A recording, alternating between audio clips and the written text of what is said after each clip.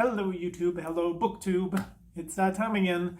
And great news for all my viewers. I have started an online class that is very time consuming.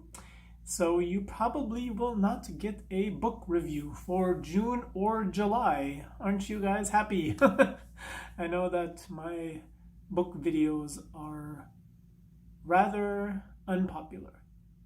But then so are my opinions. Okay.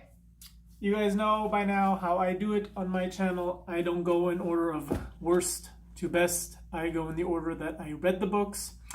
I'm also, for the first time ever, going to include audiobooks. I'm not somebody who's super big on audiobooks, but with us being on lockdown and isolation, I have been doing audiobooks while I go jogging. So I've been doing that more. So actually the first thing I finished in the month of May was Tess of the D'Urbervilles. I'll put a little picture here on audiobook. And I have to say, I'm going to give it a 2-star. I think it's a relevant historical book. So for those of you guys who don't know, the story is basically of a young woman who is raped in the Victorian era or pre-Victorian era in Great Britain, and the way society puts the fault and the shame on the woman. Even though she was obviously raped, she's the one who has to bear the shame, and how the shame of no longer being pure, how that affected her throughout her life, and not being able to have happiness in a marriage, because who would want to be in a relationship with a woman who is tainted? So for a long time it was like required reading, I think, at universities and stuff, just definitely to put people in a mindset to think about how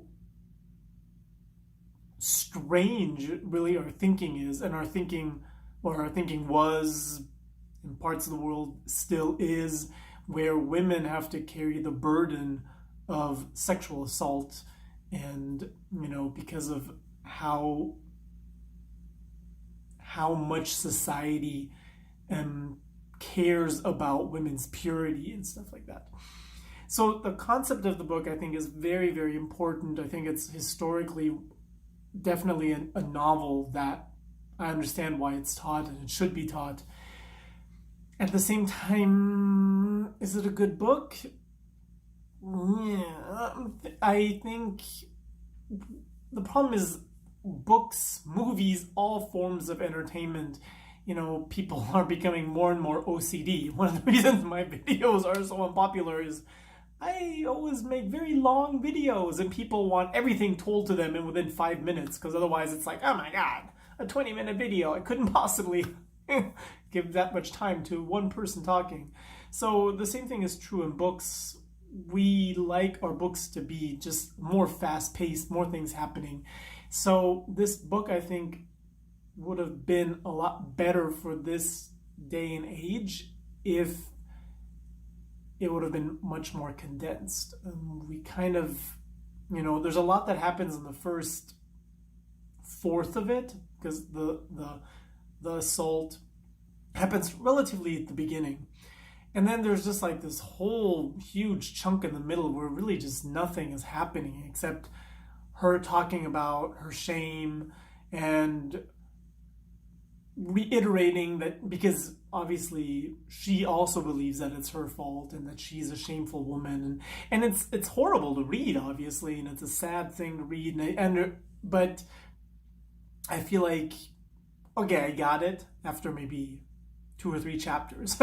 Like, we didn't have to have 25 chapters of her going, I'm such a terrible woman and I don't deserve love, and I don't know. So it's kind of like the whole middle was just nothing was happening, and So I feel like if they would have just taken the first fourth and the last fourth and stuck that together and made that a book, it would have been a much superior read, in my opinion. So, yeah. And the next book I read is Longborne by Joe Baker, and this is a retelling of Pride and Prejudice. I have told you guys I have read many renditions of Pride and Prejudice, it being probably one of the best English classics in my opinion. And in this book, the retelling is basically the way the book was sold to us is this is a retelling as Pride and Prejudice through the viewpoints of the staff. So the people who work at Longborne, the house of the Bennets, and how... So anyway, I really liked the idea because I thought what I was going to get is a retelling of Pride and Prejudice from their viewpoint, and it's still going to be the story of the Bennets. But that's not what this is. This is really the story of the servants with maybe some of the really major plot points of the Bennets kind of thrown in here and there, and just a little bit of like, ooh, look what's happening here. Oh, look what's happening here. But anyway, but so was it a bad story? No, but it just wasn't what I wanted. Like, if you just want to read, I mean, at the end of the day, this is basically just a love story taking place in the same household as the Bennet sisters and Pride and Prejudice. So if you're just somebody who generally likes love stories, the writing is decent, the love story, I guess, is entertaining enough, but it wasn't what I wanted. So for me, this is just a 3-star. Then I read The House of Leaves by Mark Z. Danielewski. I will do a review just on this, even though there's been a million reviews done on this, but I plan on doing a review on this book with a little bit of a twist. For those of you guys who watched I can finally get boxes again, I can finally get mail again. The thing that really surprised me with this book is how heavy it is. Like, I don't know what kind of high quality paper they use to print this book, but it's so heavy. What is this book about? So if there's anybody left around who watched my video that I made last year, I made a video and a review of the Ship of Theseus. And the Ship of Theseus, the thing that really made it even something people cared about was the fact that the formatting was very unique. I do have the Ship of Theseus. I will take that out, and actually what I'm going to end up doing is comparing the two side by side, but right now it's in a box and I pulled it out for this video right now. So it's really a formatting thing. And in the Ship of Theseus, you have a story within a story, and some would argue, to which I belong, that it is a story within a story within a story. So there's 3 concurrent stories all going on at the same time. Now, The House of Leaves, again, depending on whose viewpoint you take, there is at least a story within a story within a story. Now, I personally would argue there is a story within a story within a story within a story. So 5 stories. And the different stories are intriguing to different levels, and a certain amount of time is spent on them.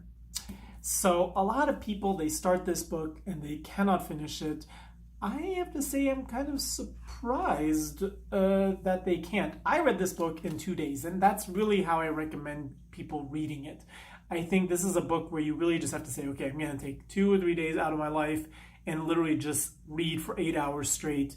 Because I do see that this would be the kind of book that if you picked it up and read only like 20 pages and then put it down, and then like 3 days later read another 20 pages, you wouldn't be able to immerse yourself enough in the complexity of the stories to be able to finish this book.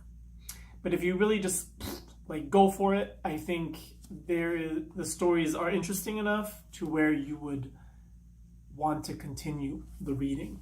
So just to show you guys kind of like a little bit about the special formatting. Let's see if I can.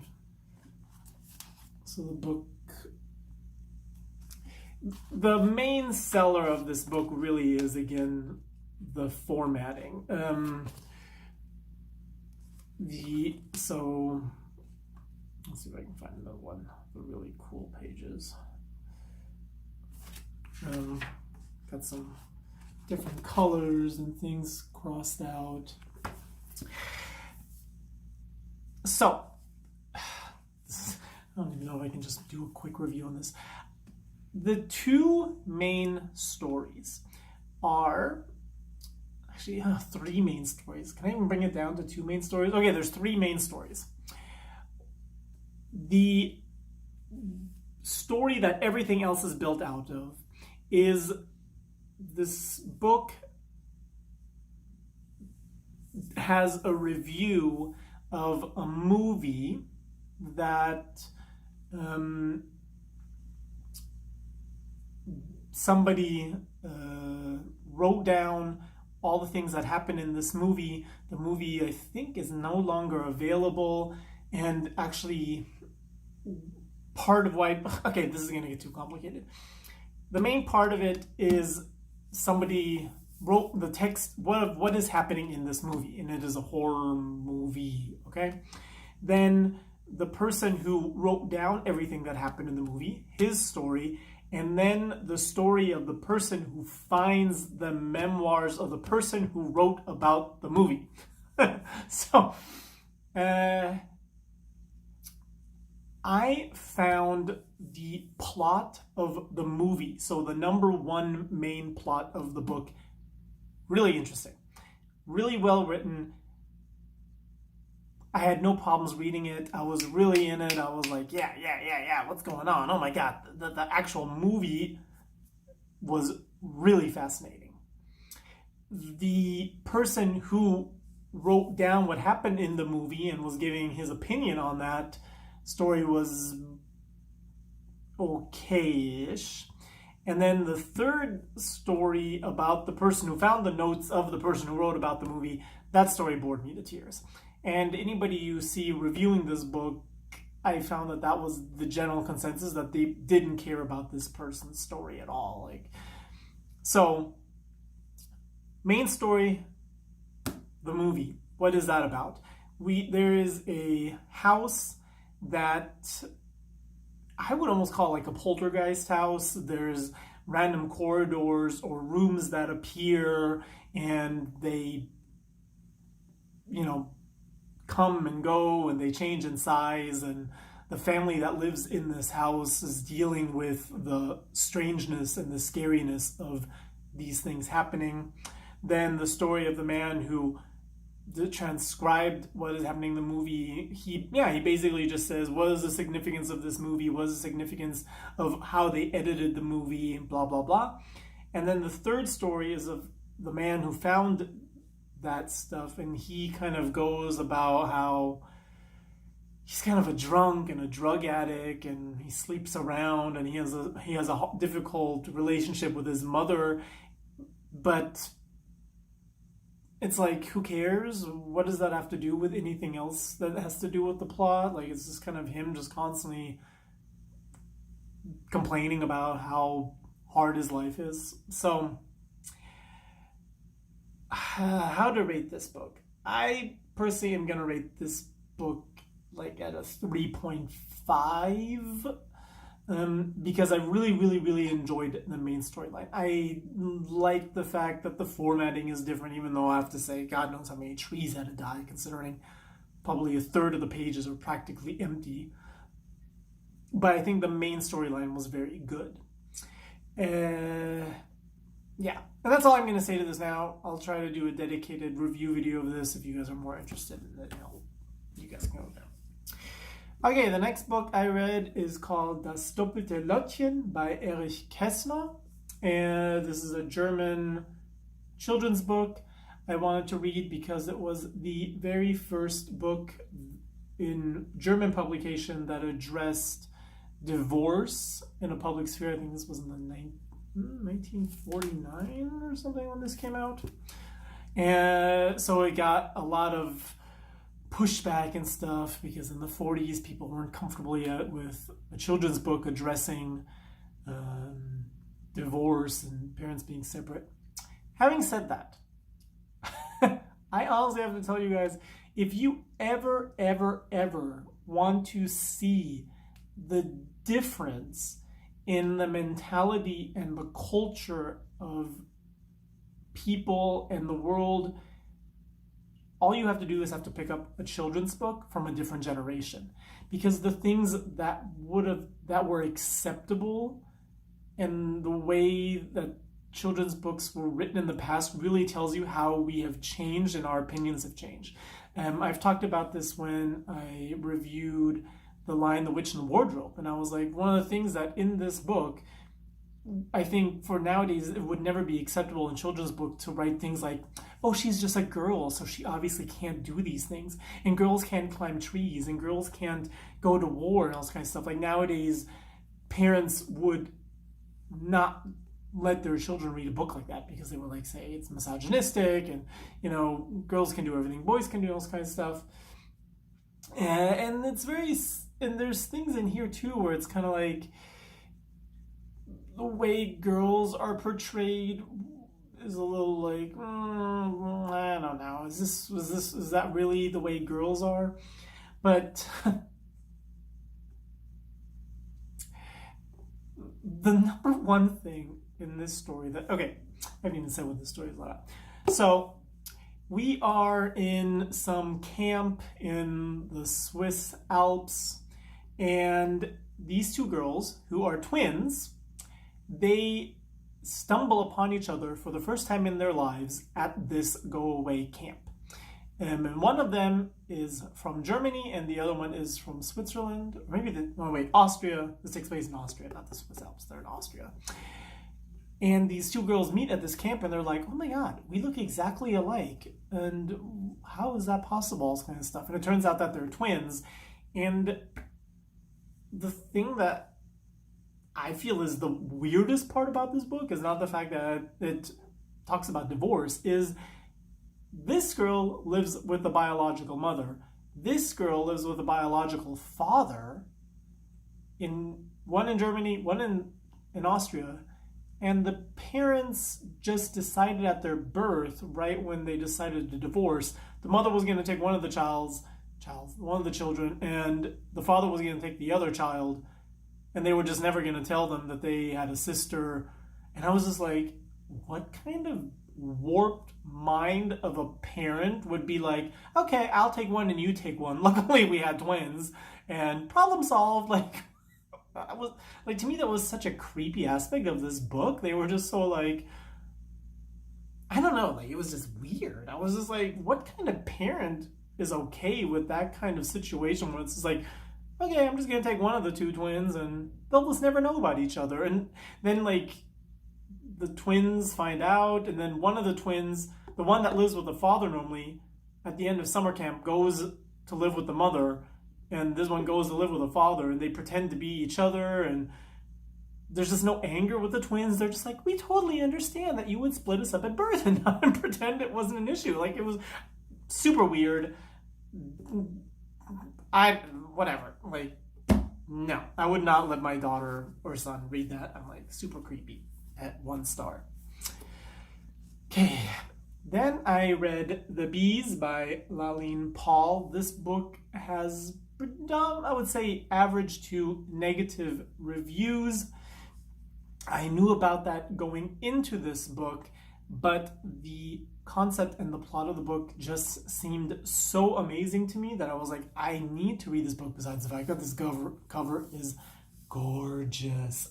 Did I ever tell you guys that yellow is my favorite color? Yellow is my favorite color. I love this cover. I just love this cover so much. The only thing that could have made it even better is if they would have had like sprayed yellow edges, then this would have been just the most beautiful thing ever. So, what is the plot of this book? This is supposed to basically give a feel of like a dystopian future novel. All right. Basically, we follow this bee. I think she's B. Her name is Flora, and I think her number is like 714, 733. I don't know, 7 something. That's like her number. And she is born into the sanitation caste. The bees live in a caste system in this novel. I didn't know that much about bees, so I just assumed that is the truth about bees, like that they live in a caste. Not really true, but interesting concept. So she's born into the lowest caste, but there's something special about her. Like normally the bees in her caste, they don't have the ability to speak, they don't have the ability to fly, blah, blah, blah, and she can do all these things. So she's, through having certain abilities, she manages to work her way into like the different castes and seeing how things in the hive are run, and basically the way things in the hive are run, she questions them, and she's like, is this fair? Is this the way the hive should be run? Should people have the freedom to kind of be in whatever caste they want to be, etc. So conceptually, I loved the idea of this book. And I actually read this also in like 2 days. I actually really enjoyed this book. I can see where a lot of the issues that people have brought up are kind of stupid. So I'm going to give this book a 3.5 star because I actually really enjoyed the idea of it a lot. And I do think the writing is pretty good, not great, can be a little juvenile. Sometimes I was like, is this adult? Is this YA? The writing sometimes was like a little... The problem that would keep it from being a much better novel, and this is, like I said, what everybody else has been saying about it, is there were certain things about this book that just kind of were just stupid. Like they had sliding doors. Like they were in the beehive, and then she was like, oh, and then the door slid open and I walked into the other part of the hive. And I'm like, okay, they have sliding doors, but then at the same time, they had to do like the bee dance. Like, I don't know how much you guys know about honeybees, but like, yeah, they do this dance to let the other bees know how our flowers are. So it's like, in one way, you lived in this weird beehive that had like staircases and had sliding doors and elevators and all these like technological things, but then on the other side, the bees were basically just like in a regular beehive where, you know, they had to communicate via dancing. And I'm like, okay, so what is it? Is this just a normal beehive, or are we living in some kind of weird, you know? And I was like, why would they have to, if they can communicate, they can talk with each other. So I'm like, if the bees can talk, why would she have to dance the instructions on how to get to the flowers? Why wouldn't she just say, hey, you guys, there's a flower 150 meters, and then turn left? So there was just definitely like things that just full on didn't make sense. It just made a lot of this, you know, and then like some bees wore clothes and some bees had pockets, and I was just like... If she had left that out, or if she had just decided to go one way or another and just kind of made the bees maybe more humanoid all the way, or, you know, whatever. So you get the point. That kind of... Okay, then I read my one book that belongs to this year's theme, which is reading more nonfiction, and that is How to Read a Dress by Lydia Edwards. And this is a history, I think, from the 1300s that just looks at the fashion for women and why certain clothes might have been worn, what the idea behind the fashion was, and all this kind of stuff. You know, and they show... Okay, now I'm opening all the wrong pages. They show like the different clothes, and they tell you what the different parts were, why women... how these clothes fit together, how women's movements were at the time. Yeah, and this was, I think, for somebody like myself who's not into fashion or clothing design or anything like this, I think this is exactly where it needs to be. in terms of giving you the information you want. I think for somebody who maybe studies fashion and clothes design, this is going to be a little too simplistic and not give you enough information. But for me, it was an interesting read, so yeah, it's like a 3.5 as well. Okay, then the last book I read was Hummingbirds. There's one more book coming, but I didn't read it. It was an audiobook. Hummingbirds by Joshua Gaylord. 2-star? What the fuck was this book about? I don't know. Like, Joshua Gaylord, I would say a good writer, but this book was just a mess. Like, I just couldn't get into it. I wasn't interested. Nothing happened. I mean, literally nothing happened. So what is it about? Let me tell you. We are at an all-girls school in New York City. These are the creme de la creme of New York City society. It is a preparatory school. And in the beginning, there is one male teacher. Or there's more than one. Well, there's like one youngish male teacher, and he's kind of like the Shah of the harem. Like, all the girls have crushes on him, and it really boosts his ego. And then another male teacher gets hired who is also young and attractive, and these two men form an unlikely friendship, but at the same time they're competitive with each other for the girls' attention. And through that competitiveness, they keep trying to up the ante. Like, one of them will be like, oh, this girl kind of flirted with me. And then the other one's all like, this girl flirted with me and she also showed me her bra strap. And this girl flirted with me and showed me her bra strap, and she let me take a look at the goods and all this kind of stuff. So it's kind of really creepy, because then you're following these two adult men kind of talking about teenage girls and how much the girls are flirting with them and how sexy the girls are. And at the very end, oh, spoiler alert, I don't recommend reading this book anyway, so you're not missing anything. At the very end, one of the teachers, through the competition of it all, or trying to prove that they're the bigger stud of the school, ends up sleeping with one of the girls, and the other teacher doesn't really condemn it. He's kind of like, yeah, I get it. And it's kind of like, yeah, these girls, and wow, it's so hard to be us and having to be around all these girls, and all this femininity and sexuality and how that affects us as men. I don't know.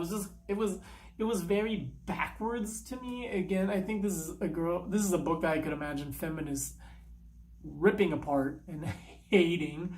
I hated it too, because it was just so like, why are the male teachers kind of being put as the victims in this book? Like, they're kind of taking advantage of girls, and creepy. Same time, not really anything happening, just kind of constantly talking about this unlikely friendship about these two men who they like each other, but at the same time in competition to being the bigger stud at the school. I was not a fan. Okay, and the last book, it was an audiobook, I'll put it up here, and it was called Headscarves and Hymens, and it is by Mona Ethani. I hope I'm saying her last name right. So, funny story before I get into this at 28 minutes. Nobody's here anymore anyway. This woman is somebody who I've seen in a lot of discussion groups. She's a political activist. Somebody I generally have pretty much nothing in common with. I actually find her in general a very obnoxious person. Super left. Probably almost as left as you can get. However, I have to say I loved this book.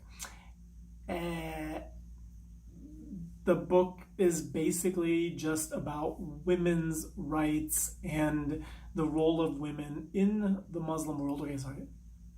Or she says the Arab world in the book. I think she does that so that she doesn't have to deal with repercussions of saying the Muslim world. She says the Arab world. And I don't really know what much to, it's also nonfiction, obviously, and basically she just goes through example after example and situation after situation of the terrible misogyny that exists in this part of the world. No argument here. I mean, I live in Saudi Arabia. I see it on the daily. I completely agree with her on pretty much everything she said in this book. I have already told you guys a million times that if I had to die for any cause, it would be for the cause of feminism, even before I would die for my own cause, which is the rights of gay men, because I feel more so than any group, and this is just my personal belief, before black people, before trans people, before gay people, no group has historically been as mistreated and as disenfranchised as women. So my heart and my support will always go to women before it goes to anyone else, because women have always historically and to this day have it more difficult than any minority group. That is just a core belief of mine. So the only thing that I think is I'm a little bit curious about is I wonder how much longer Mona Ithawani, I hope I can't say her name right. I wonder how much longer she will be able to hold up the banner of being very liberal and being part of the left. Because as we know, the left is very, very pro-Islam. They're very, very pro-Muslims. It's all about, oh, the poor Muslims, this is not so, it's so unfair how they're being treated in the West, etc., etc. And then their huge support of women having the right to wear a headscarf or a face, like a niqab or whatever. And she is super against that.